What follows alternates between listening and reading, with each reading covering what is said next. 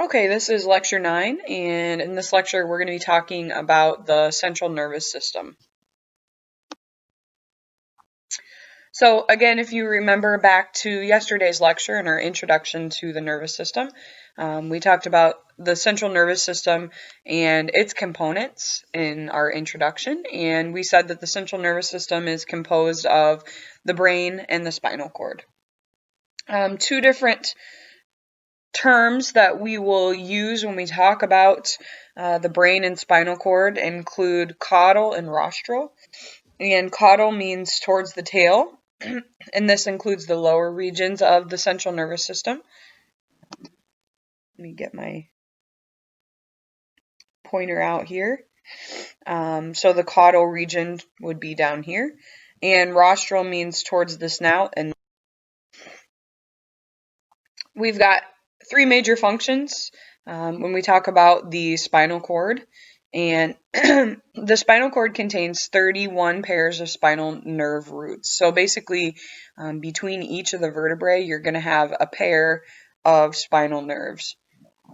And so you're going to have a left and a right for each of those particular locations. We also have an inferior bundle that's called the cauda equina. And the terminal end of the spinal cord is known as conus medullaris. And conus medullaris, conus means cone. This is the cone of the spinal cord. And cauda equina actually means horse's tail, so equestrian. That's kind of where that word comes from. And horse's tail is kind of what it looks like, so it makes up a bundle of nerve roots, essentially. Three major functions when we talk about the spinal cord. It's involved in sensory and motor innervation. So again, when we talk about innervation, we're talking about kind of being in charge, I guess you could say. So with motor innervation, we're telling a muscle or we're telling an organ what to do. And with sensory innervation, we're receiving sensory information from a particular location. The spinal cord also provides us with a two-way conduction pathway for signals between the body and the brain, and also serves as our major center for reflexes. So again, if you remember back to the reflex arc that we talked about yesterday, you would remember that there's an intraneuron located in the spinal cord, and that's where the processing actually occurs when we have a reflex. Okay. In addition to in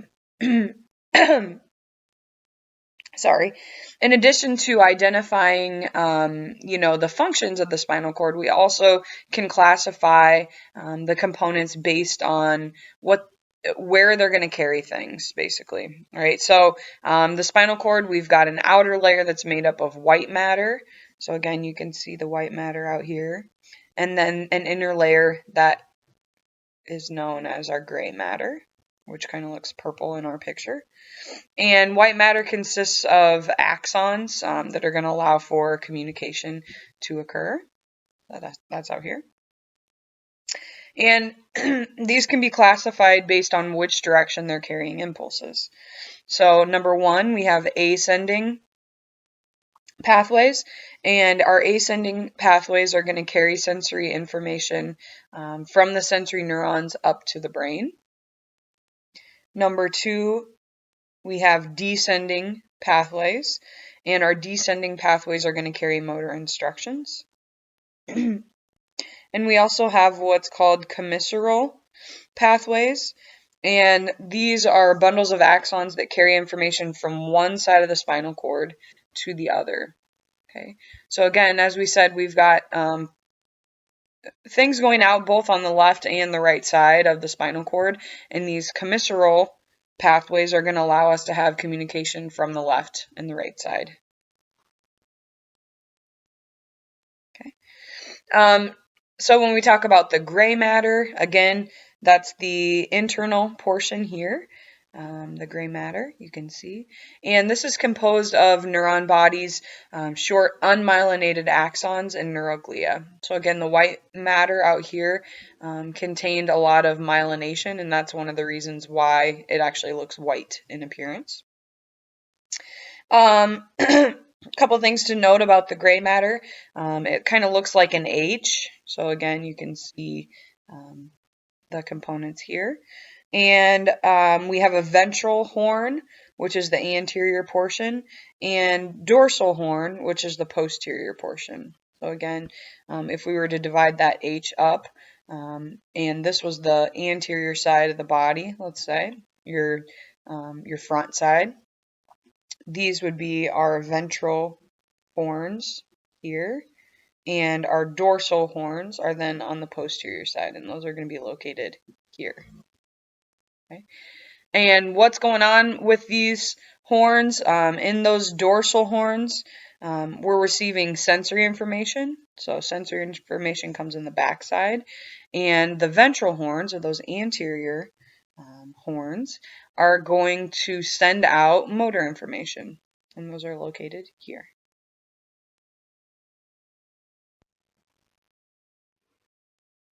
Okay. In addition to the ventral horn and the dorsal horns, and the white matter here, we also have a lot of protection of the spinal cord.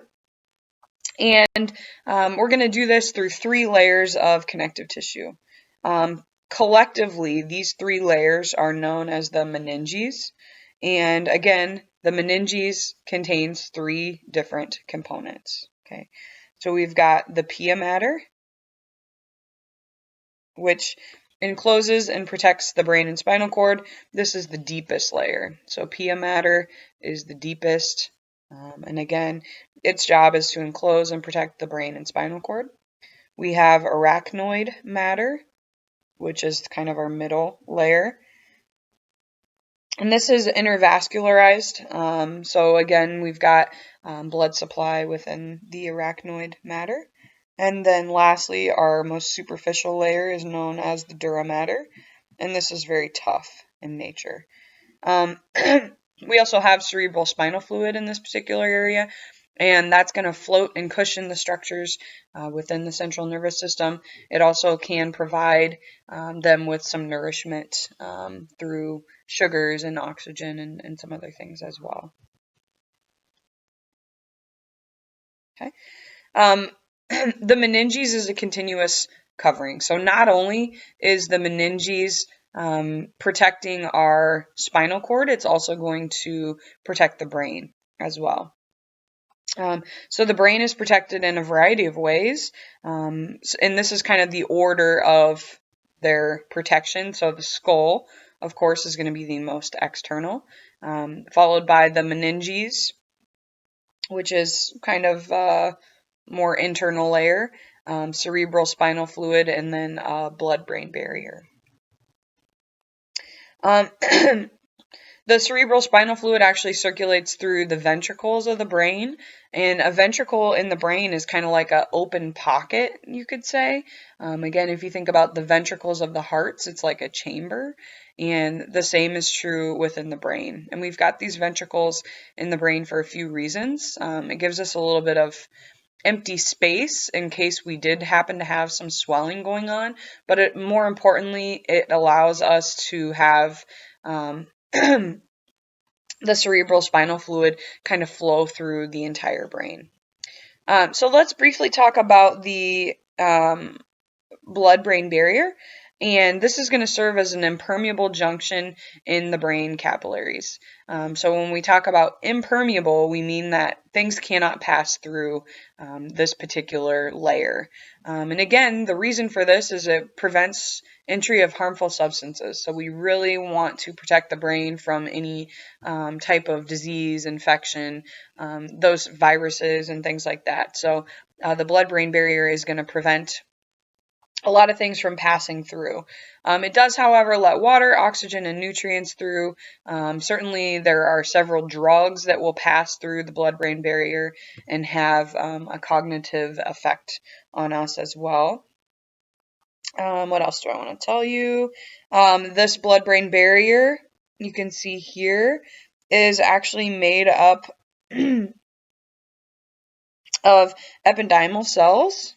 Okay, and again, we talked about those yesterday in our intro lecture.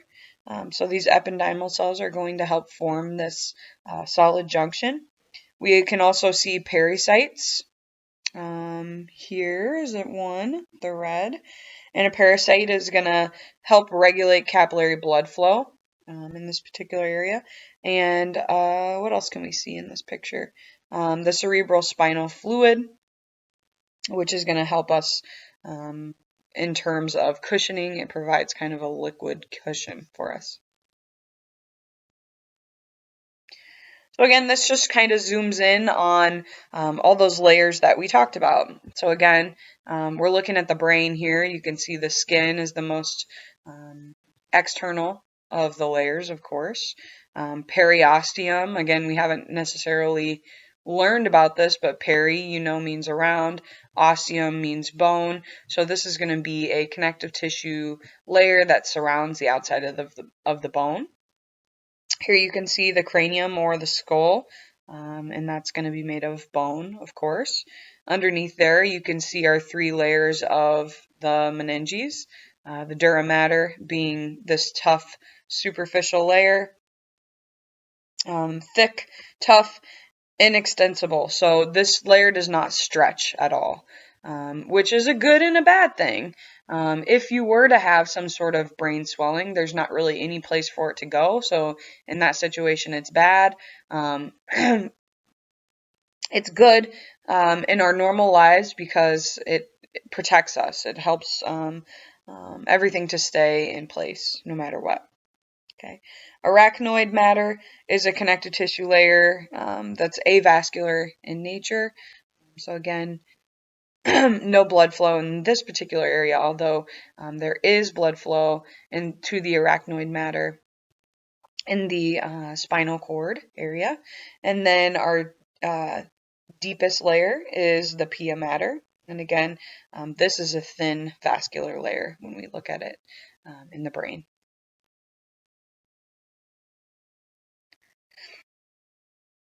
So when we look at the brain, again, as part of this central nervous system structure, there are a variety of ways in which we can organize this. And higher order thinking, this is the complex tasks that we're talking about. So intelligence, consciousness, memory, sensory motor integration. So understanding what we should do as a response to the environment around us or the environment within. Those are all higher order thinking, which basically means like you have cognitive control over what you do in a given situation. That's located in the superior portions of the brain. Low-level tasks are going to occur kind of lower on the totem pole, so to speak. So in the brainstem and down here. And those lower level tasks include basic life-sustaining tasks, such as heart rate, respiratory rate, maintenance of blood pressure, the endocrine system, and the autonomic nervous system. So again, things that we don't consciously think about. We don't think about increasing our blood pressure. We don't think about breathing usually, unless you're like swimming or something like that. But in your normal life, you don't constantly think about, okay, well, I need to take a breath now. Nope, it just kind of takes care of itself. So we don't have to worry about that. And then the limbic area is kind of located here in the center. And this is where our emotions and our emotional responses are going to come from here.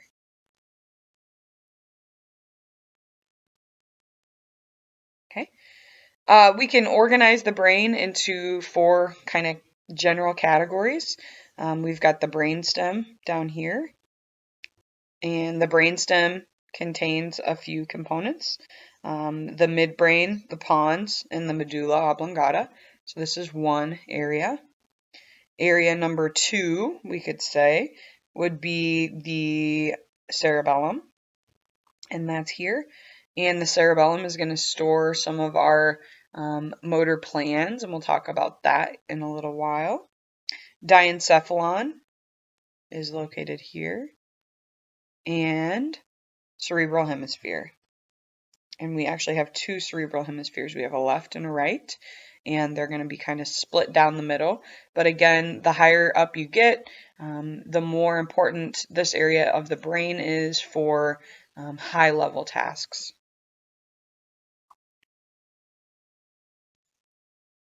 Okay. We mentioned previously that the brain has ventricles.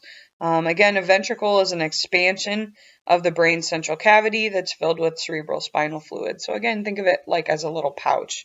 So these blue areas here are just kind of open little pouches, essentially, where we can have that cerebral spinal fluid flowing through very easily. We have two lateral ventricles that are in the cerebral hemisphere, so you can see your lateral ventricles up top. A third ventricle is located in the diencephalon, so again, kind of in that deep middle section of the brain, and you can see from a side view over here, the third ventricle. And then a fourth ventricle is going to be down at the pons in the medulla, so again, kind of those lower level areas of the brain. You can see that in both images here. Okay. Moving on to the brainstem, we have three basic subdivisions of the brainstem. We've got the midbrain, which you can see here in the red. Number 2 is the pons, and that's here, this little blue chunk. And lastly, the medulla, or the medulla oblongata is its technical term, and that's here in the green. Okay. So those are our three basic subdivisions of the brainstem. Overall functions of the brainstem, it's going to help us to coordinate skeletal muscle function. So again, allows us to create coordinated movements, such as walking. Again, you decide to walk and your body's got a program ready to go for you. So you don't have to think about, okay, lift my left foot, now set my left foot down, now I'm going to lift my right foot, and I'm going to move that forward and then set that down. Nope, we don't have to think about each intricate detail. We just kind of have an overall plan, and those plans are going to be coordinated partially in this particular area. The brainstem is also going to help us to maintain muscle tone. So again, if you think about postural position, body position, things like that, this area of the brain will help us to maintain those particular areas. Also helps us to determine our consciousness, so our sleep-wake cycle. And again, this can be affected primarily by light, but a lot of other things as well, in terms of when we're tired and when we feel aroused or when we feel most awake and those types of things. The brainstem is also going to provide us with innervation for the face and head through 10 to 12 pairs of cranial nerves. And again, we'll talk in more detail about the cranial nerves a little bit later, but the cranial nerves are essentially going to provide both motor and sensory integration to the face. So it's going to provide us with the ability to talk and to have facial expressions and to see things, but also to receive sensory information, such as, oh, that felt hot on my cheek or something along those lines. So all sorts of information coming from those cranial nerves.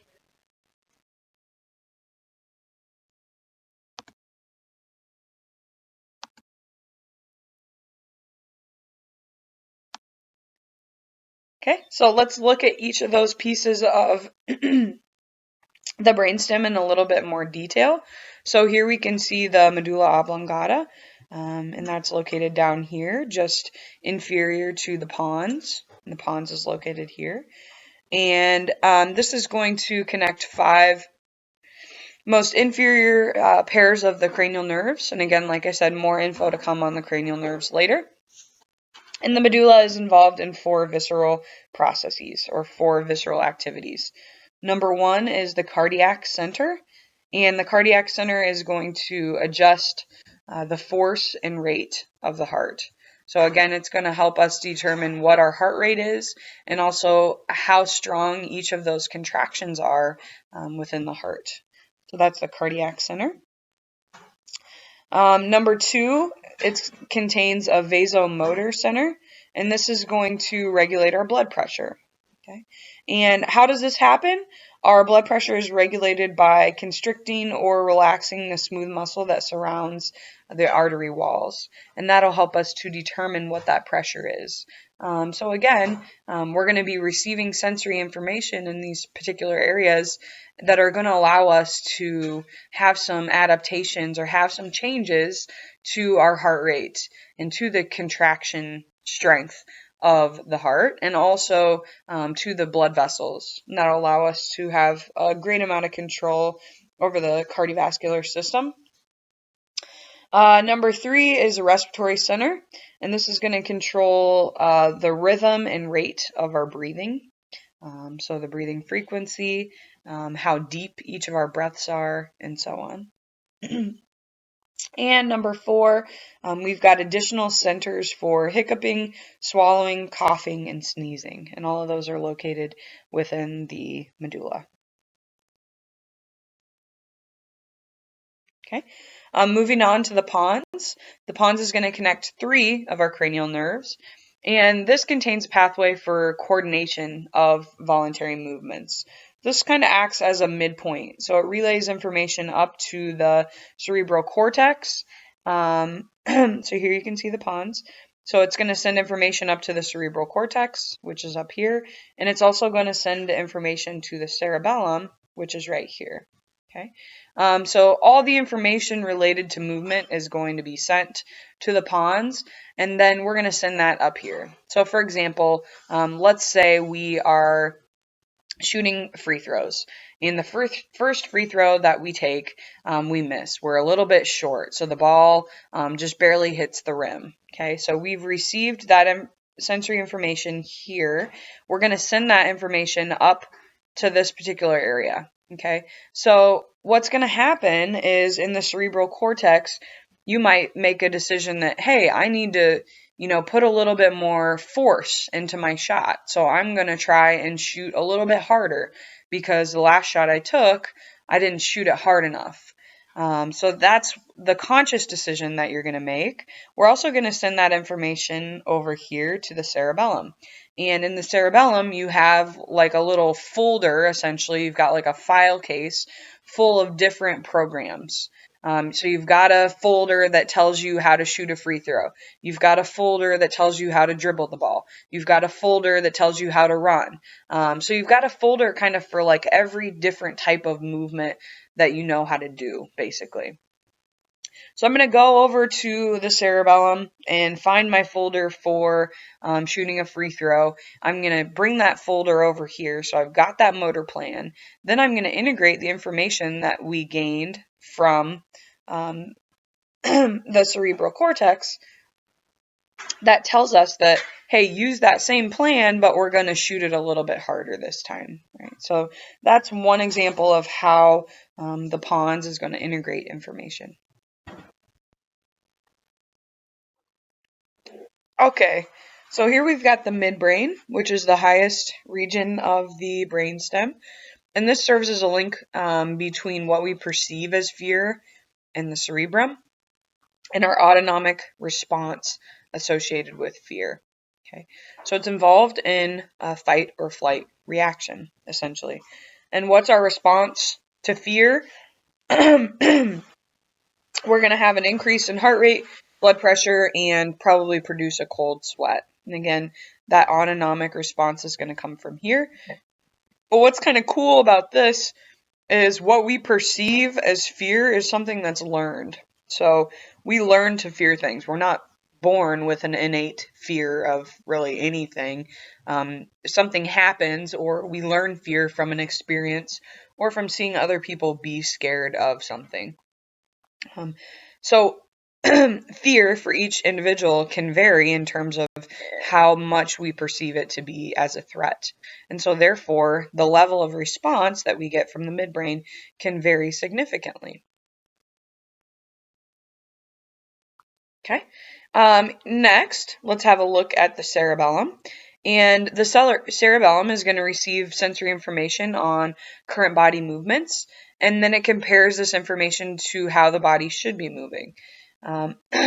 So, for example, with the free throw example that we had previously, we're going to receive sensory information that says, hey, I didn't shoot the ball hard enough, so I didn't make the shot, and I would like to make the shot, so I'm going to compare that information to what I would like to do, which is shoot a little bit harder next time. The cerebellum, most importantly, contains what we would call motor memory, and this includes smooth and coordinated body movements. So again, think of it like as a file cabinet, and again, you've got a different file for every type of activity that you could possibly want to do.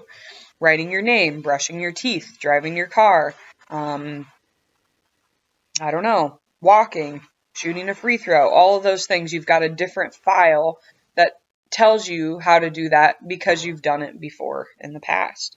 Also helps us to maintain posture and equilibrium, helps to adjust and organize precise body manipulation, and it receives information from 3 different places. So we're going to receive information related to equilibrium, and that's going to come from receptors in the inner ear, which is our vestibular system. So it tells us about balance, essentially. Okay, so that's number 1. Number 2, information on current movements of limbs, neck, and trunk. And this information is going to come from proprioceptors that are located in the muscles, tendons, and joints.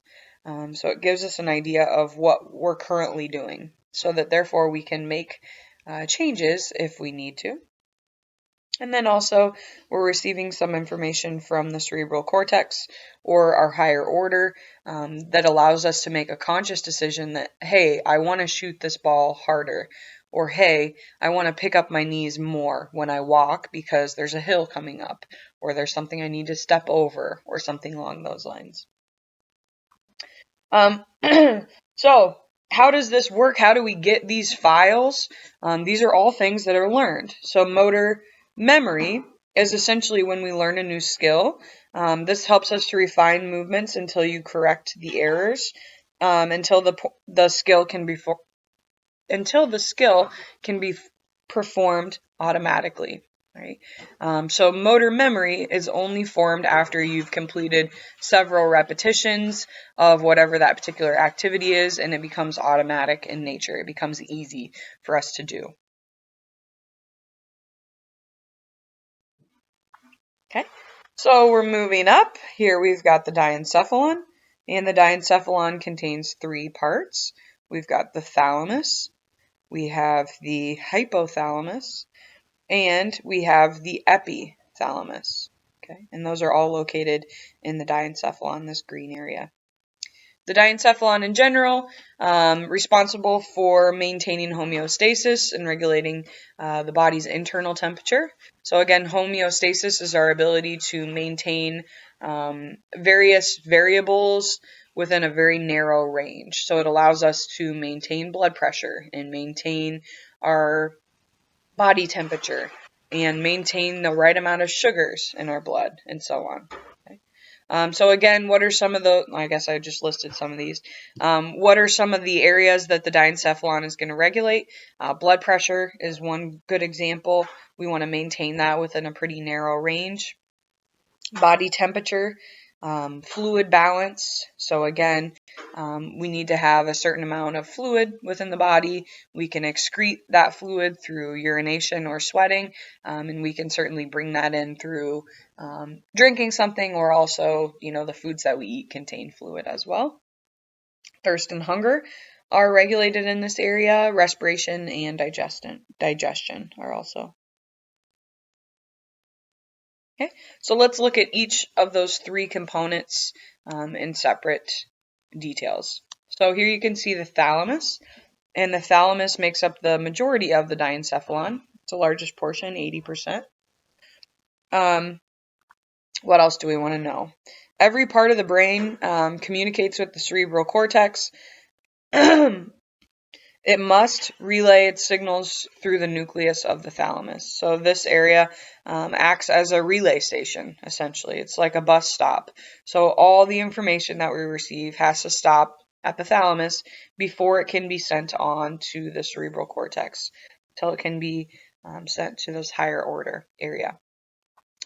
So again, serves as relay site for communication up to the cerebral cortex. And again, it kind of acts as a gateway to the cerebral cortex. So everybody has to stop there prior to moving up to the cerebral cortex.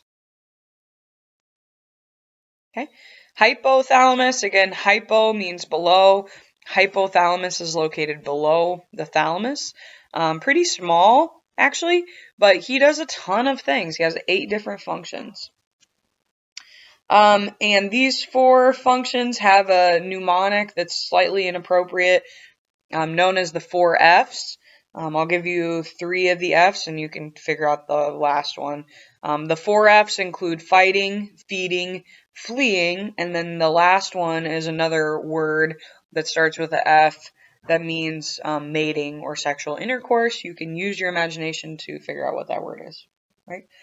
So we can subdivide that into 8 functions, but that's just one little mnemonic to kind of remember some of the major jobs of the hypothalamus.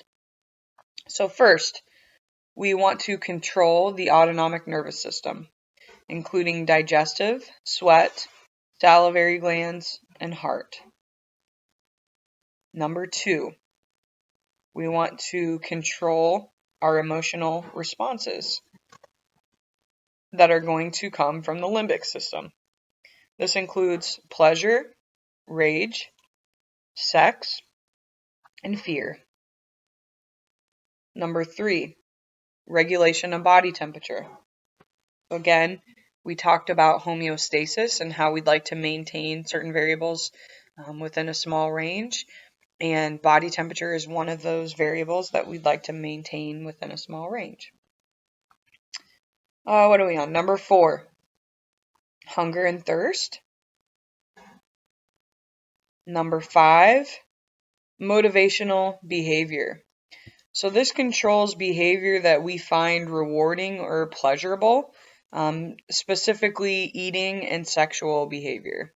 I just think that's super interesting that our reward center, the things that we find rewarding, such as sex and food, are regulated in the same exact location. Isn't that crazy to think about? Number 6, we've got the sleep-wake cycle, which allows us to determine when we feel like we need to go to bed and when we feel like we want to wake up. Again, those are natural things. We certainly manipulate that through the use of alarm clocks and stay up too late with Netflix and being out with friends and that sort of thing as well, or working or whatever you might be doing. Number 7, endocrine control. So the hypothalamus is going to control the release of several different hormones. And we'll talk about the endocrine system a little bit later in this semester. And lastly, the formation of memories. And this is going to occur in the hippocampus. So again, a ton of things and a wide variety of things going on in this tiny little area. One other thing that I will note is that you're going to start to see a lot of overlap. For example, our sleep-wake cycle, regulation of body temp, control of the autonomic nervous system. This really occurs in a variety of places. So don't get hung up on each, place is a separate entity, because there's a lot of overlap in terms of who is in control of what. And I would say the major reason for that is we're not really sure. We think that the hypothalamus has something to do with all of these functions, but there's also other areas of the brain that are playing a role in these particular functions. So it's hard for us to really separate out a lot of these things. Okay? The epithalamus, again, epi means upon, although this is the lowest portion of the diencephalon, so that's kind of opposite of what we should, what makes sense. But it's under the control of the hypothalamus, and it causes the release of melatonin. And melatonin is going to signal the body to prepare for a nighttime stage of the sleep-wake cycle. Things that stimulate the release of melatonin is certainly dark. So the lack of light is a major factor for us. Again, if you have trouble getting to sleep, you can take some pills that are melatonin, and that should help you to be able to get to sleep. Okay, moving on to that higher order area. Now we're looking at the cerebrum, or the cerebral hemispheres. And again, we've got two of these, so we've got a left and a right cerebral hemisphere. And these can be broken up into 4 lobes: the frontal, parietal, occipital, and temporal. And we'll talk about each of those in more details. The cerebrum is also known as the cerebral cortex. So those words can be used interchangeably. They mean the same thing.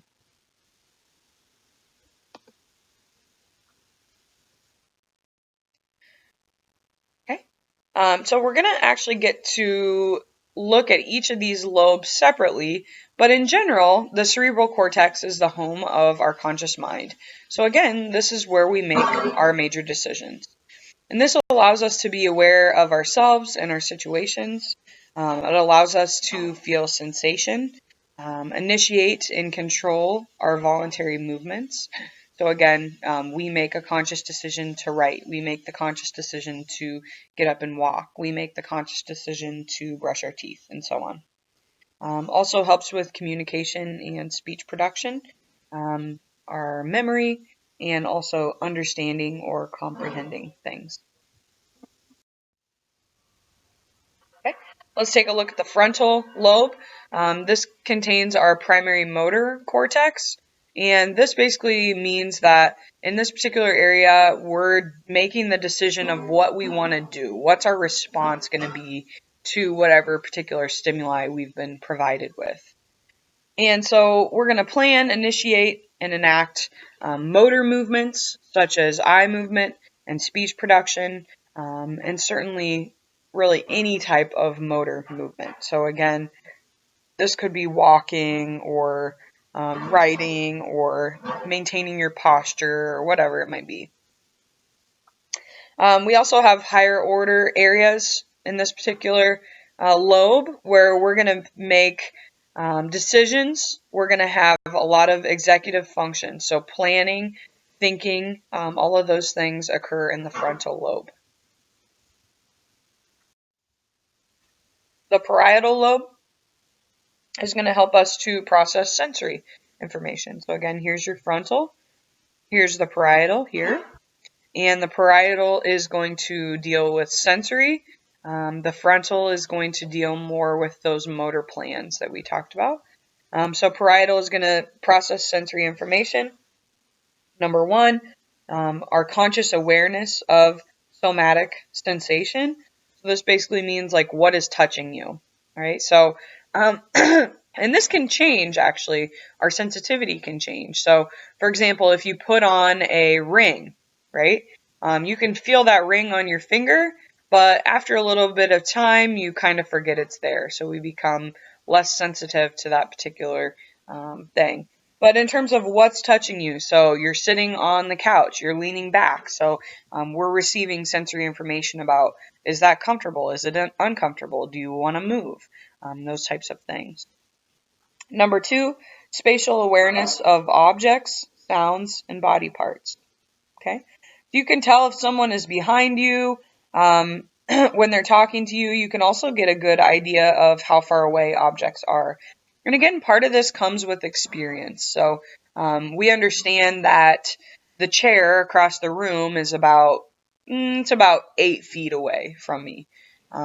Again, we can get a good estimate of how far away that is based on our visual feedback. Also, you can tell where somebody is behind you. You can get a good idea of how far behind you they are. And like maybe they're behind you and a little bit to the left. So we can actually receive information from hearing them and be able to figure out, approximately where they are located. And let's see, number 3 for our processing is understanding speech. All right, so we're going to be able to perceive sounds and understand what someone might be saying to you. Okay, the temporal lobe is here most laterally. And again, you've got this on both sides. And we have an auditory cortex, which is going to allow us to perceive sound, and the olfactory cortex as well. And that's going to allow us to perceive smells. And also helps us with recognition of words, faces, and language comprehension.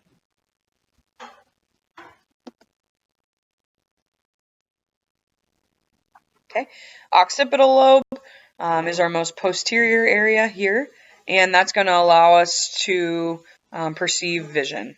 Right, so the main thing that occurs in the occipital lobe is it contains our visual cortex. Okay. We also have a few functional brain systems, and what a functional brain system is a network of neurons that function together despite them being large distance away. Okay, so these particular systems are kind of located throughout the entire brain, but they've got their own separate little pathways that allow them to complete this system. And the 2 examples of these systems that we have are the limbic system and our reticular formation. So we'll talk about these in a little bit of detail.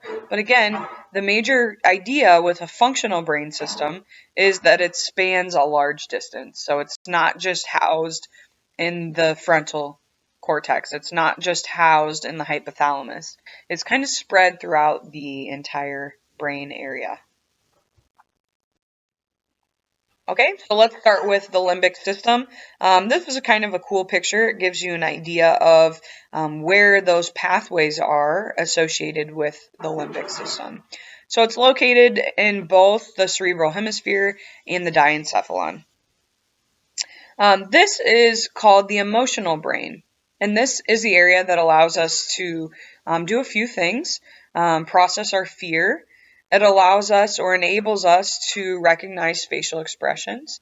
It also allows us to express emotion through our gestures. So again, you can look at somebody and get a good idea of if they are happy or if they are upset, and those types of things, because we express our emotions through what we do. What do we physically look like?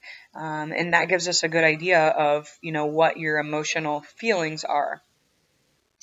The limbic system also allows us to consolidate and retrieve memories. So I'm going to give you an example of this. And a lot of you already know this about me, so if you do, you can just kind of zone this out. But I compete in Ironman triathlons in a lot of different races. But an Ironman triathlon is a 2.4-mile swim, 112-mile bike, and a 26-mile run. And the first time I ever did this, I went into this race thinking like, gosh, I don't know if I can accomplish this, I trained really hard and, I did all the things that I needed to do, but there was still a lot of doubt for me in terms of, could I actually do this? Could I actually finish this 140-mile race? Seems pretty overwhelming, right? So, I show up on race day, and it's the first race I did was in Mont-Tremblant, Canada. So it's North Quebec, Canada. Is this beautiful town that's like a ski town. So it's sitting on the side of a mountain, and essentially like the village is like a little ski village. So we're there in the summer and everything, and so I get there and I'm ready to do the race. So start the swim. The swim is pretty cold, but otherwise it was fine. I get out of the water and I was a little bit faster than I had anticipated that I would be in the swim. So, okay, I feel pretty good. I feel great.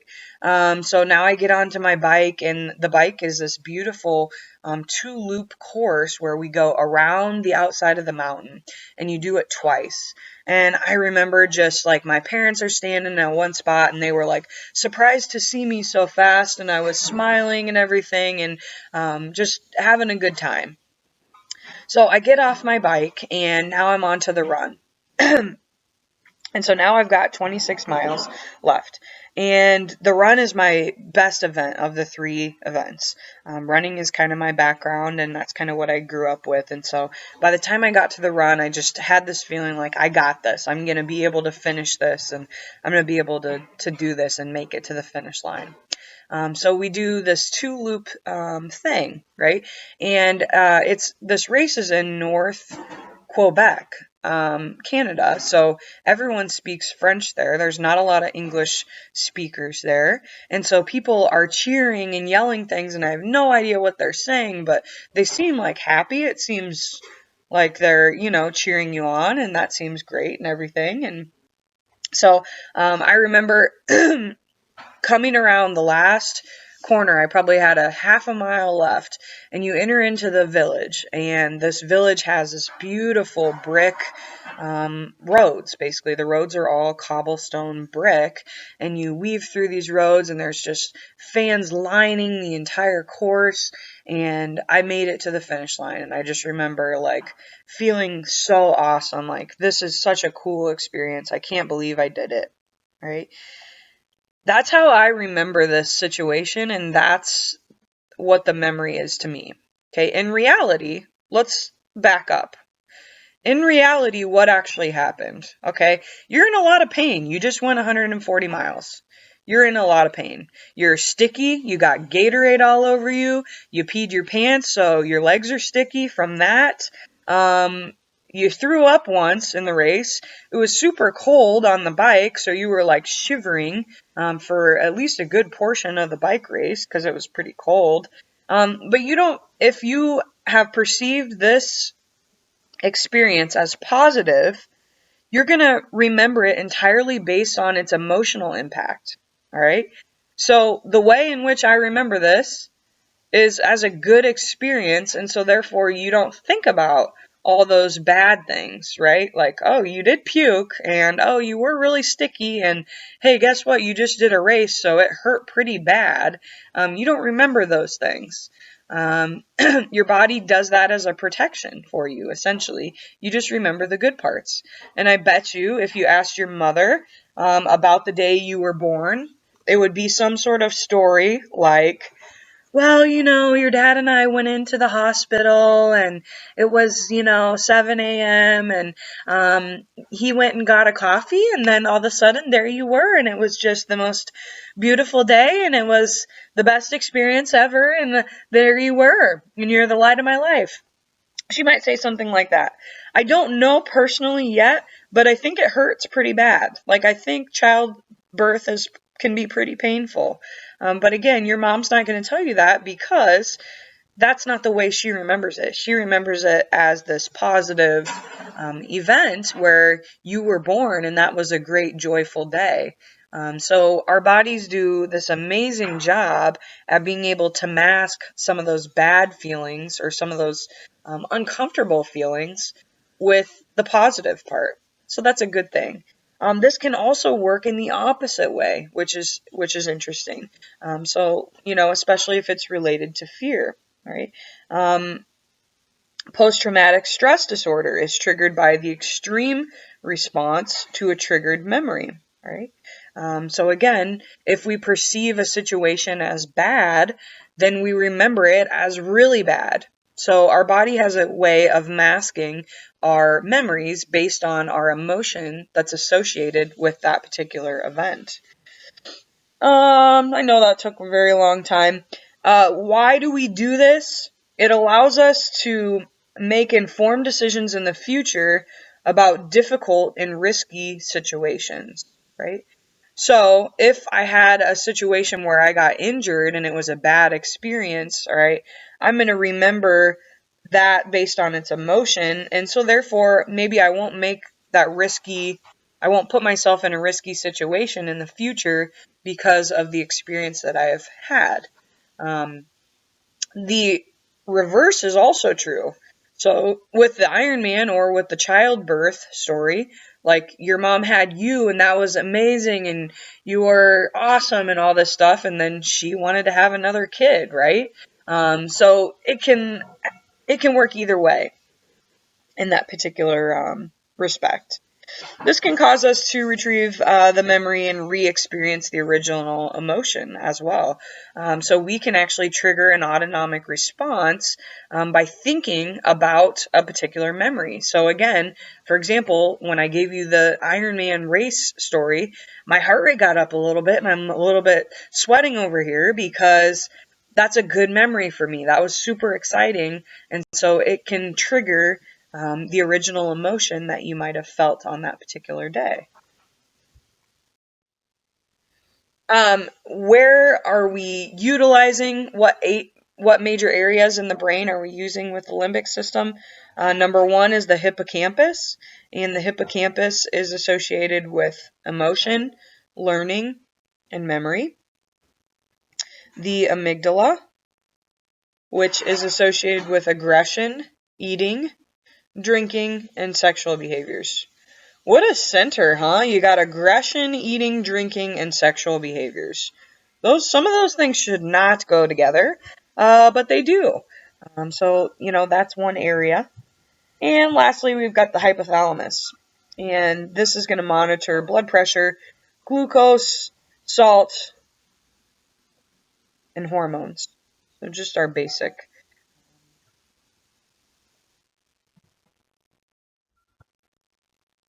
Okay.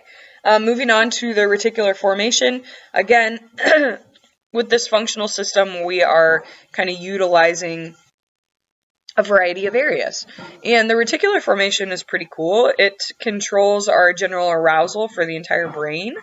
So again, you can kind of see the areas that are affected here. And the axons are widely spread and affect all sensory systems. Other things that can affect this system include general anesthesia, alcohol, tranquilizers, sleep-inducing drugs. They all are going to depress this system and cause us to feel super tired. This system, when it's activated, is going to cause a loss in alertness or consciousness. An injury to this system can lead to a coma.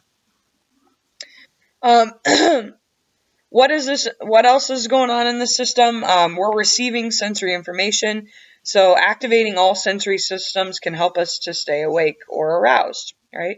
So again, if you're like driving and you are feeling super tired, what can you do to kind of help you stay awake? Well, try and activate all your sensory systems. So obviously your eyes are being utilized, but make sure you have the radio on, so you're activating your auditory senses, and maybe open the window so that it's cold, and now we're activating some of our thermoreceptors and that sort of sensation. So activating all of our sensory systems can help us to stay awake and aroused. Some of us can suppress certain sensory areas if we are really tired. So maybe some of you can go to sleep with the TV on. You can fall asleep with the lights on. You can maybe even fall asleep while you're in the middle of writing or something along those lines. Some of you maybe are super light sleepers, and so everything has to be turned off. The lights have to be off, has to be quiet, it has to be the right temperature, everything has to be just right in order for you to shut down this system. So the sensitivity of this system can vary from person to person, and probably also throughout your life as well. I'm most certain as college students, this system has got to be less sensitive for you because there's a lot of distractions, Maybe your roommate stays up a lot later than you, or maybe, you can hear people in the hallway or whatever. Well, and you still need to get your sleep. So hopefully you're able to kind of shut off the system pretty easily in that way. Anything else? Nope. Sensitivity in this area may range from person.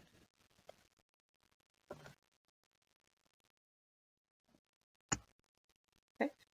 So in terms of the integration related to pathways in the central nervous system, Again, we've got both ascending and descending pathways.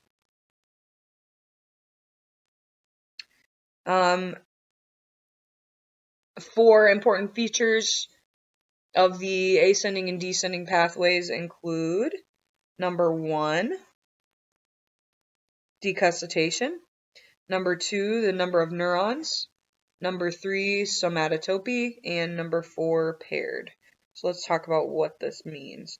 So number 1, most pathways cross one side of the central nervous system at some point in their course, and that's what decustation is. Okay. The number of neurons, pathways generally include 2 to 3 neurons. Number 3, pathways exhibit somatotopy, and this is body mapping. So tracks are spatially arranged, and I believe I have a picture of what that means. But basically, like, not all areas of the body are equal in terms of the amount of sensation you receive. So our areas of high sensitivity include like your fingers, your mouth, or your lips, your face. Those particular areas get a lot of sensory information, whereas like the back of your leg or your calf doesn't have a whole lot. Let's see, what else we got? Paired. So pathways are paired left and right. Okay. So again, just a reminder, ascending tracks are carrying sensory info and descending tracks are carrying motor info. So let's talk a little bit about some of those ascending pathways. These are going to carry sensory information from the sensory receptor to the brain to be processed. And we've got 3 types of pathways. Number 1, spinocerebral pathway. This is going to be for proprioception for lower limbs and trunks. So again, understanding body position of your legs and your trunk, essentially, and understanding where they are in space. Number 2, dorsal column pathway. This has to do with discriminative touch and proprioception. So this is going to give us information on fine touch and pressure. So it allows us to determine how much pressure you're receiving as you sit on something, or if you're pressing up against something, or for example in sport, if you need to box your opponent out or something along those lines, we can feel where they are behind us, those types of things. Also fine touch, so again, if you were going to do some drawing or painting or something along those lines, being able to receive information about how that's going. Spinothalamic pathway is related to pain, temperature, and non-discriminative touch, deep pressure, such as pain, burns, cold, etc. So when we talk about non-discriminative touch, we're talking about just general, like I have an idea of, where this is, but I can't pinpoint exactly where it is. So it's more like a dull type of pressure. Okay. Descending pathways, again, these are involved in the motor pathways that connect the brain to the body muscles, organs, and glands. So we've got pyramid tracks, and these are containing control for skilled movements. And the extra pyramidal tracks are independent of those pyramid tracks, and this involves subconscious movements, such as posture or crossing your legs, or maybe you have something where you always move your hair out of your eyes, or maybe you're like finicky and you have to fidget a lot. So again, those are all subconscious movements. We're not constantly thinking like, okay, now you need to start tapping your toe, now you need to start fidgeting. That's kind of subconscious in nature. Okay, and now we've got, I believe, 2 different disorders associated with the central nervous system. The first is stroke, and this occurs from a cerebral vascular issue. So basically, the blood supply to the brain is disturbed. And this can be related to one of 2 things. Ischemia, and this is related to lack of blood flow. So generally, ischemia occurs if you have a clogged artery or a clogged vessel. And hemorrhage, which is internal bleeding, which is caused by the bursting of a vessel. And this results in an area of the brain which loses function. So again, depending on the severity of the stroke, maybe it only affected this small portion of the brain, we can still function in a highly um, efficient way without that particular area, or maybe it could have some lasting effects. It's certainly highly variant on the case.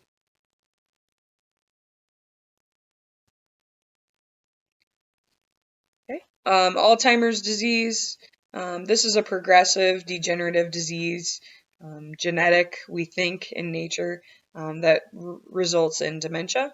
This affects about 5 to 15% of the population over the age of 65. It can cause some mental defects, including memory loss, depression, and disorientation. It affects the structure of the hippocampus and cerebral cortex, areas associated with memory and thought. Um, Unfortunately, we don't know what the cause is. There's definitely not a cure for this particular disease. But again, you can see kind of the deterioration of the brain here with Alzheimer's in comparison to that in a healthy brain. And our last disorder is traumatic brain injuries, where the brain is forcefully moved in the cranial cavity, resulting in some tearing of the axons. This can cause internal bleeding or edema. And edema is just the same thing as swelling. And what are the kind of side effects? You might feel confused or disoriented. You might have some short-term memory loss as well. What causes these? We got 28% from falls, 20% traffic accidents, 21% sports injuries, and then 30% come from violence. Here we've just got, you don't need to memorize this or anything. This just shows kind of where the prevalence is associated with athletics and where we see a high prevalence of concussions or traumatic brain injuries. The three most common causes, I think this is from a different source that I got this information, but number one was cycling, number two, football, number three, basketball in terms of high prevalence of concussions. But again, we can see this in a variety of sports.